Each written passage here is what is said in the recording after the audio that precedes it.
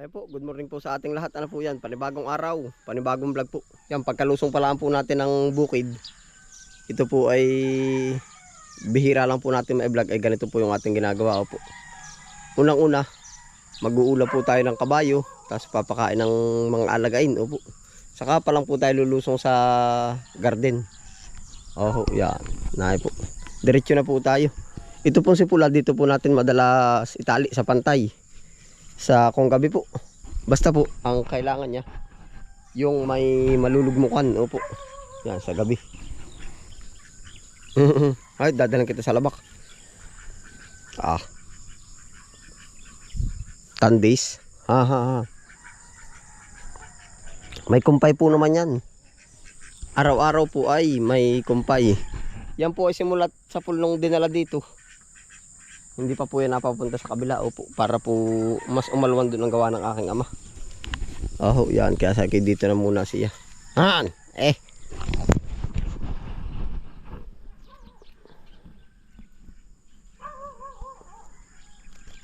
Atin pong pinagkukuha ng damo yan. Si Pula lagi.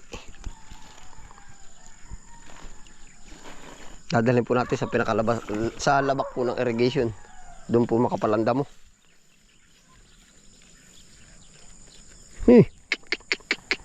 Lakad, tukoy mo na, tatakbo yan. Layo po ngayon ang kabayo, yung kumbaga malikas ba. Gawa ng mainit. Pag po nag-ulan-ulan yan, medyo parang nilalamig din lagi. Oh, yung parang nahinang kumain yun. Pag po maaraw, malikas yan, malikas. Kabayong mayo.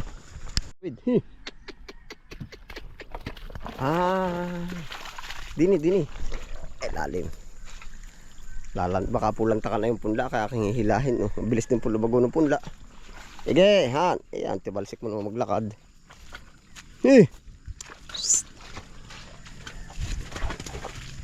Sige. Dadarakin mo naman yan.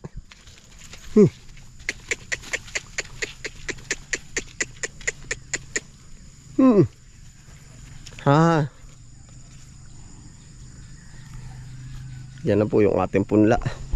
Tapos po tayo ay mayroong palay isdaan. Oh, alam niyo po yun. Diretso na tayo din. Tayo dadaan din po naman din yan. Oh. Ari po ang ating palay isdaan ay palay muna sa kanang isdaan. Dali lakad. Kaya nga ho palay isdaan. Bye. Walang Diyo. Mamaya po natin babalikan yan. Oh.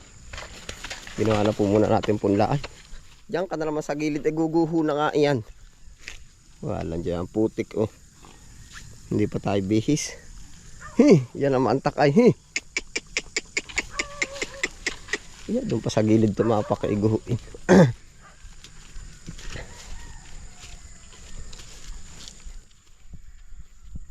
Yan po yung ating palay isdaan. Oh.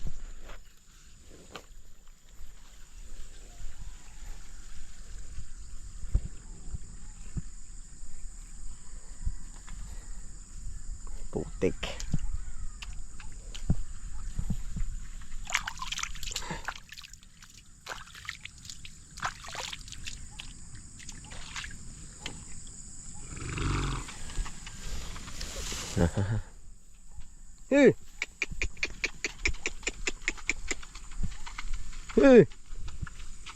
Dito pula. Ge. Baba. Ge.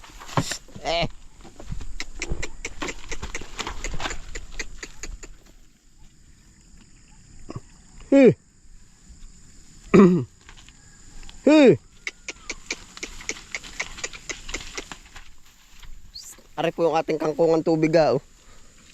Na ano na po, na daig na lang damo at saka yung mga tipaklong. Yan po ating i-sprayhan na. Lakad, Walang Diyo. Ha.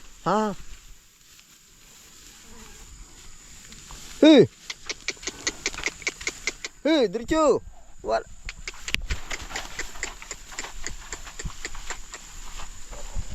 Hey! Alago po ng damo. Oh. Hey! Yung ka sa pinakalabak. Hey!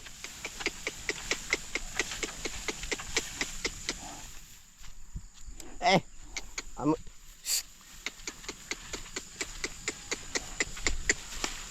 Ha! Han!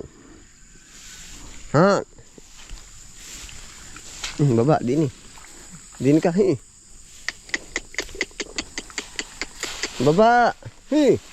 Sabi pagkaduhag na rin. Ha! Tatapakan mo pa ako ha. Ha? Baba! Tigas na tigas na rin ha.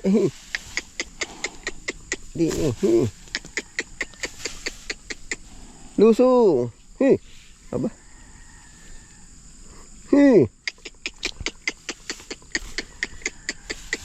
Aba, tigas na tigas na yan ha. Aba!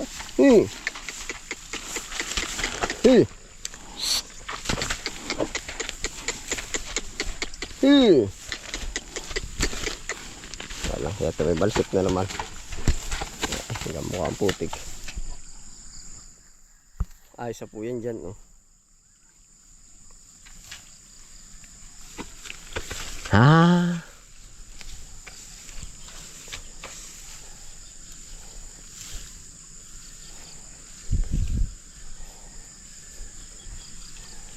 Dito na po natin ito iuula. Yun na po yung ating pipinuhan yun sa kabila.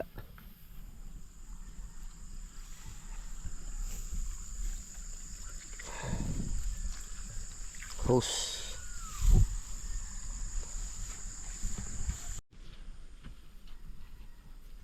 Diyan na po yung ating alaga. Oh.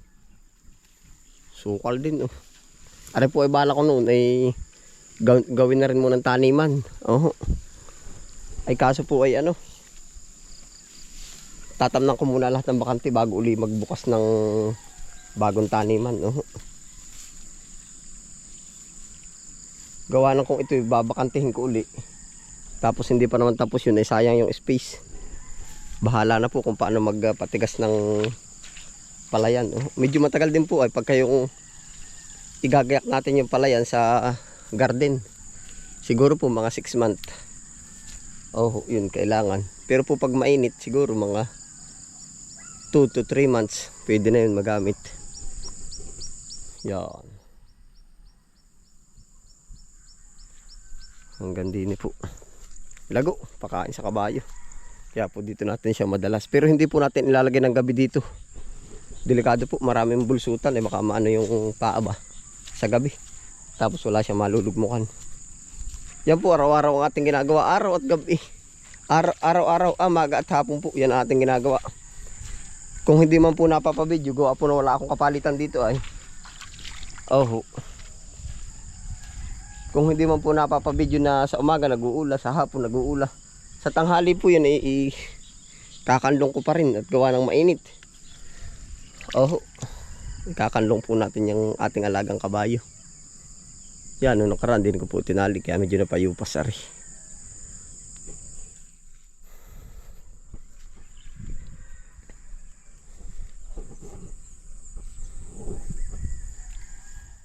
Kumbaga yun po ang araw-araw natin ginagawa.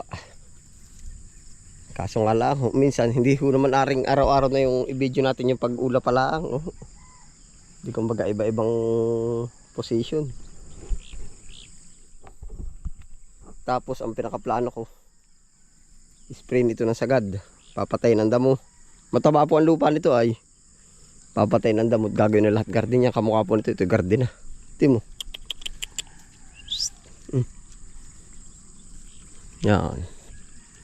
Nagkakatubig na rin pala. Oh.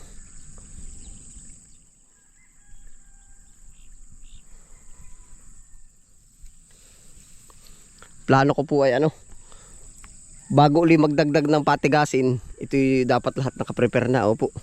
Gawa ng paano na ito eh. Pa 6 month na hindi na natamnan. Isang gulong tanim ay hindi na natamnan. Oh. Kaya sabi ko kailangan ano muna bago uli. Kahit pa isa-isang pinitak. Oh. Gawa po ng ari, ginawa ko. Pinagsabay-sabay ko ilang pinitak agad na para po mapatigas. 1, 2, 3, 4, 5, 6, 7, 8, 9, 10.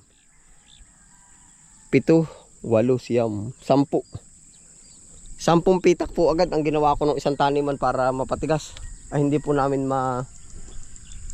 nagawa lahat. Oh, yan, kamukha po nito, may natira pang 3. Kaya gagawin ko, tapusin muna bago uli magpatigas. Oh. Pero sa isang banda po naman, yung pagpapatigas, hindi natin pwedeng paigahin ng may tanim naman. Oh, at maano yung palay. Kaya po may pinaplano din ay. Oh. Ay din po ang mangyayaring ganap. Yan, tapos ari po naman yung ating palaisdaan. Oh. Yan po ay kaya pending, kakapusan din natin sa budget. Opo, gawa ng similya. Tapos pag tayo nagsimilya, kailangan pakain. Oh, yan oh, ito. Ay di sabi ko, balik ulit sa palayan, mataba na naman po yan. Ang ganda na oh. Ang taas na noon, tapos napakataas na rin nitong sinako. Oh. Di ginawa na po muna natin punlaan para mataniman ng palay. Yan.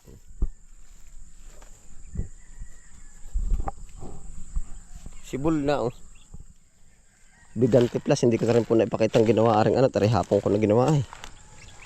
Yan. Bigante plus ang gara ng tubo, narilawak po na matataniman.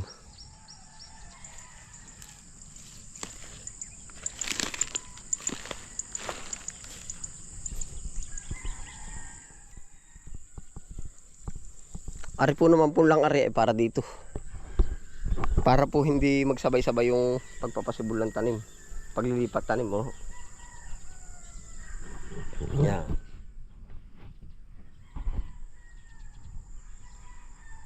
Layo ng abot ng ating bibi. Ang daraan na.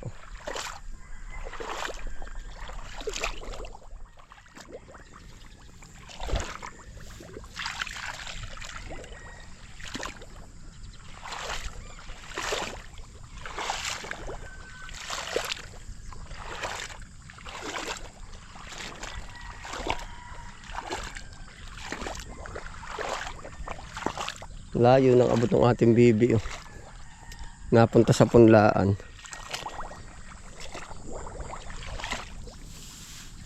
Kapal ng sibol. Nakikitaan ng maganda ang kapal.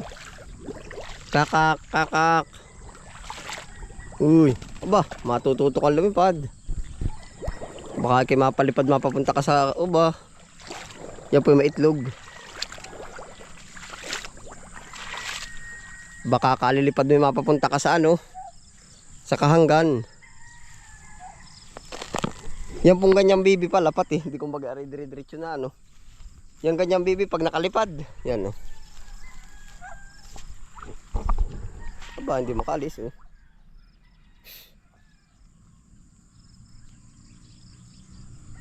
May itlog po yan. Pag po yun ay nakalipad at natutubal lumipad, ang taas po ng lipad yan. Misa pwedeng tumaas lang kasi taas tayog na niyog. Pag po yan ay lumipad ng mataas, kumbaga bumagsak ay doon sa niyog na banda doon, hindi na po makakauwi. Lipol na yan. Ba't yung natala naman magitlogon oh. Yan po hindi makakabalik. Pag lumipad ng mataas, kung saan na po bumagsak, yan po obserba ko sa bibi. Kung saan bumagsak, doon na siya. Oh. Doon na manginginain, kaya naliligaw ang bibi ay. Makikita na lang yan, pagkalinisan na lang palayan oh. Yun po ang ganap. Ayun po, salamat po sa inyong pagsama. Ano po, another vlog, another blessing po ay. Yan, ingat po lahat, happy lang po, bye.